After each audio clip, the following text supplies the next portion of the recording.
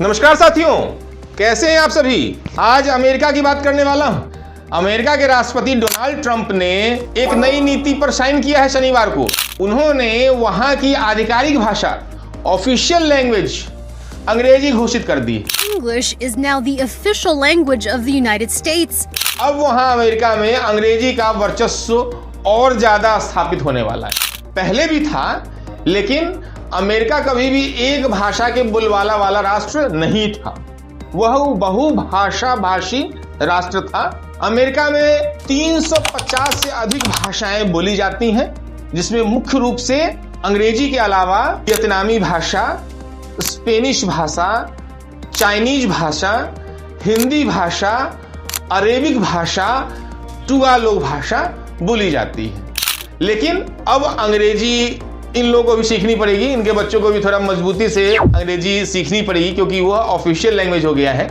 पहले से भी अमेरिका के 50 राज्यों में से 32 राज्यों में अंग्रेजी आधिकारिक भाषा थी, लेकिन 18 राज्यों में नहीं थी। तो उन 18 राज्यों पर भी अब दबाव पड़ने वाला है अपनी ऑफिशियल लैंग्वेज अंग्रेजी को करने के लिए। और जैसे अमेरिका के दक्षिण में एक राज्य है टेक्सास, वो बिल्कुल मैक्सिको से सटा हुआ है। तो वहाँ ज़्यादातर लोग स्पेनिश बोलते हैं और आम बोलचाल में सड़कों पे चलते हुए अपने घरों में स्पेनिश भाषा का प्रयोग करते हैं। तो वहाँ के जो दक्षिणी राज्य हैं, जो मैक्सिको से सटे हुए हैं, टेक्सास जैसे, वहाँ के लोगों को थोड़ी तकलीफ जरूर ट्रंप साहब के इस निर्णय से हुई होगी।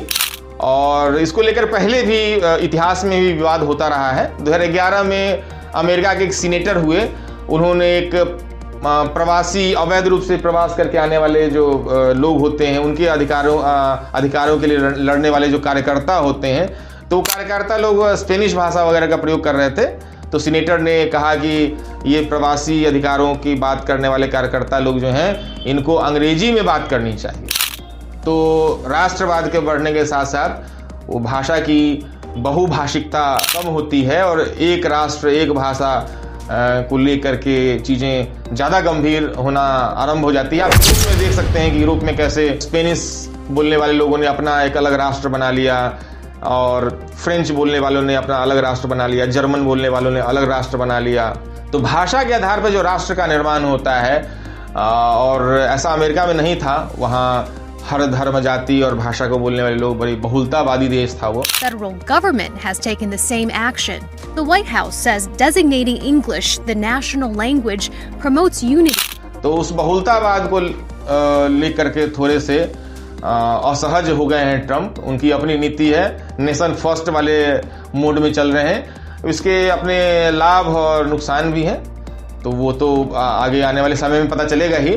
पहला नुकसान तो वहाँ रहने वाले लोगों को ही हो जाएगा। It's going to be difficult for most people because most people don't know much English, how to speak English. कि वहाँ जो अदर भाषा, जो 22% लोग हैं जो अदर भाषाएं बोलते हैं, And Trump is basically just trying to take that away because of like their culture and their उनको यह नुकसान हो जाएगा, उनके बच्चों को नुकसान हो जाएगा कि उनको सिस्टम में सेट होने में, नौकरी पाने में, व्यवसाय करने में दिक्कत आएगी, क्योंकि वह अंग्रेजी उतनी अच्छी तरीके से नहीं बोल पाएंगे जैसा इंडिया में होता है। इंडिया में जो लोग अंग्रेजी को, जिन परिवारों ने अपना लिया, वो लोग आगे बढ़ते चले गए, सिस्टम में आगे आ गए। और जो लोग पंजाबी, गुजराती, तमिल, बंगाली, हिंदी की लड़ाई लड़ते रहे, वो और उनका परिवार और उनके बच्चे पिछड़ते चले गए, सिस्टम में उस हिसाब से वो सेट नहीं हो पाए।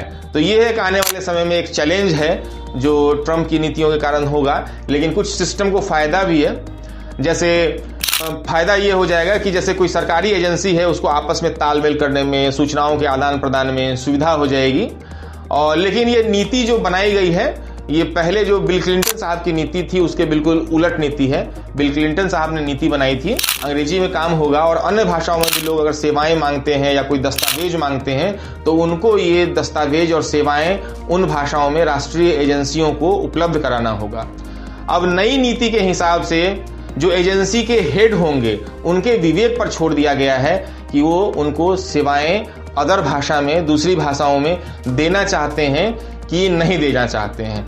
तो यह एक परिवर्तन आया है, नीतिगत परिवर्तन है। अमेरिका ट्रंप के नेतृत्व में बहुत तेजी से बदल रहा है, नित्य नए वहाँ से खबरें आ रही हैं। तो अब पता ये चल रहा है कि टाइम्स ऑफ इंडिया पढ़ने की जगह लोग अब वाशिंगटन टाइम्स पढ़ रहे हैं, तो अब वाशिंगटन टाइम्स लोग ज्यादा पढ़ेंगे। वहां खबरें बहुत तेजी से ट्रंप जब तक रहेंगे सत्ता में, 4 साल तक रहेंगे, कुछ मजेदार खबरें ये हमेशा देते रहेंगे। मजेदार आदमी है, बहुत ही मजेदार आदमी है।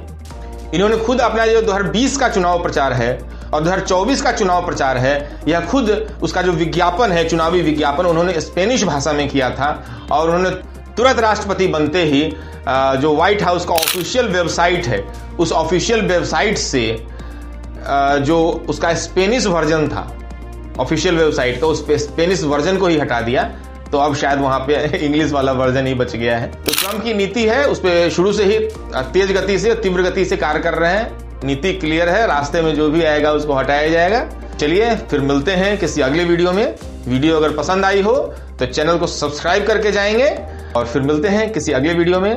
तब तक के लिए जय हिंद, जय भारत, धन्यवाद।